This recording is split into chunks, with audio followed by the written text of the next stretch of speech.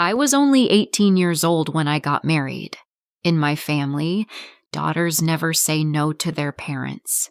From the time we are small, we are told that a good daughter listens and obeys. So, when my father looked at me and said, "It is time for you to get married," I smiled, even though my heart was heavy. I whispered, "If this makes you happy, then I will say yes." The wedding came and went. I wore the dress. I smiled for the pictures. I did everything that was expected of me. Days turned into weeks and weeks into months, but inside, my heart was empty. Many nights I sat by the window asking myself, is this really all there is to life? Just living for others?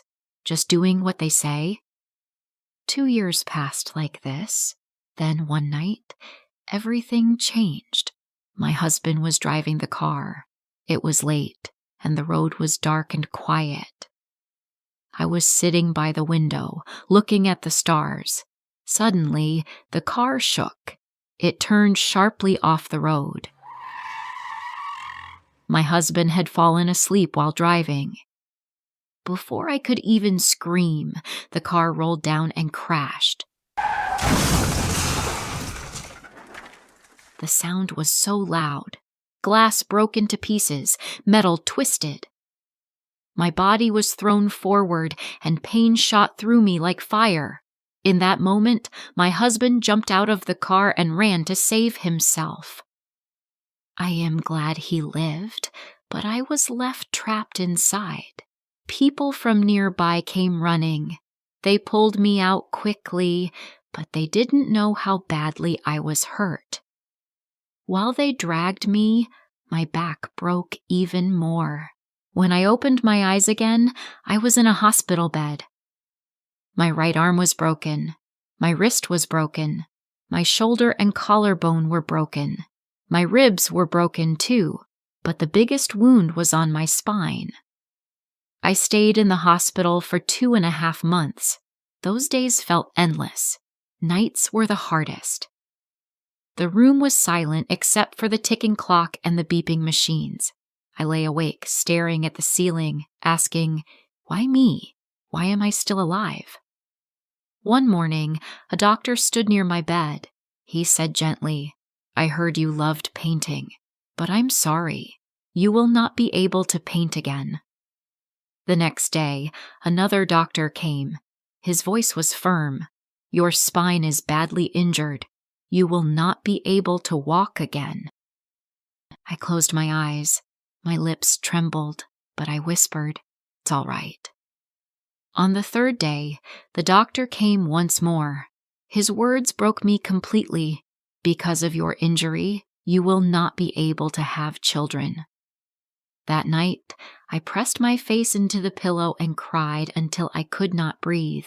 I thought, if I cannot walk, cannot paint, cannot be a mother, then why am I alive at all? But deep inside, a small voice told me not to stop. One evening, I called my brothers. My voice was weak, but I tried to sound strong. "I know my hand is not steady," I told them, "but I cannot look at these white walls anymore. Please bring me some colors and a canvas. I want to paint again." The next day, they came with paints and brushes. My hand shook as I picked up the brush. It felt heavy, but when I dipped it into bright color and made the first stroke, I felt a spark inside me. Stroke by stroke, I filled the canvas. The lines were not straight, but they were mine. People who passed by stopped to look. "So beautiful, so bright," they said. They saw colors, but they didn't see the tears running down my cheeks. They didn't feel the pain hidden in every stroke. That was the day I found my voice again.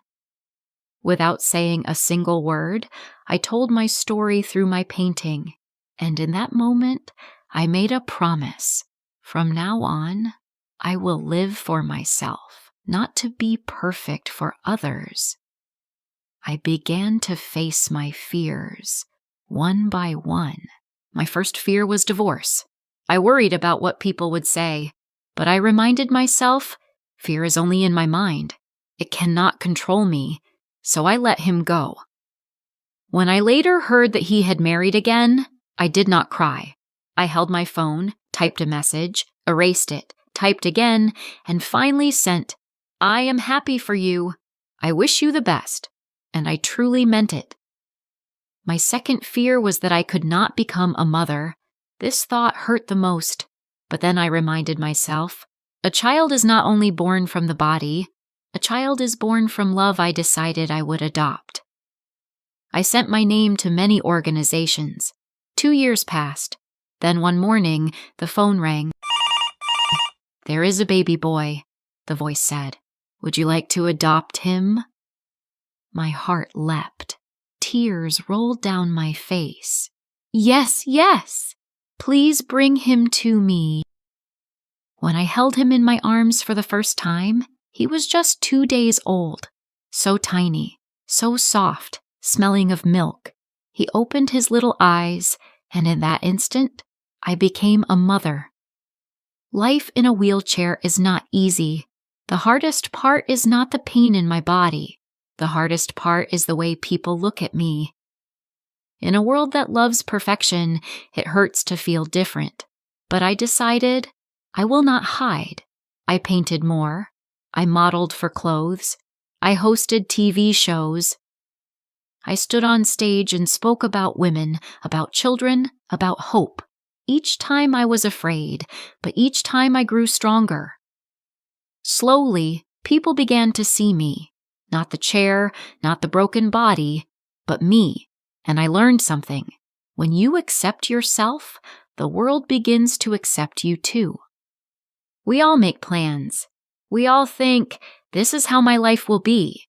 But life does not always listen. I never thought I would be in a wheelchair. But this is my life now, and I choose to make it beautiful. People often say, when life gives you lemons, make lemonade. I say, make lemonade, drink it with a smile, and never blame life for being hard. It is okay to be afraid. It is okay to cry. But it is not okay to stop living. People say, failure is not an option. I say, failure should be an option, because when you fail, you learn. And when you rise again, you are stronger than before. So celebrate your life. Be thankful for every breath. Real happiness is in being grateful. As long as you are alive, live every moment fully.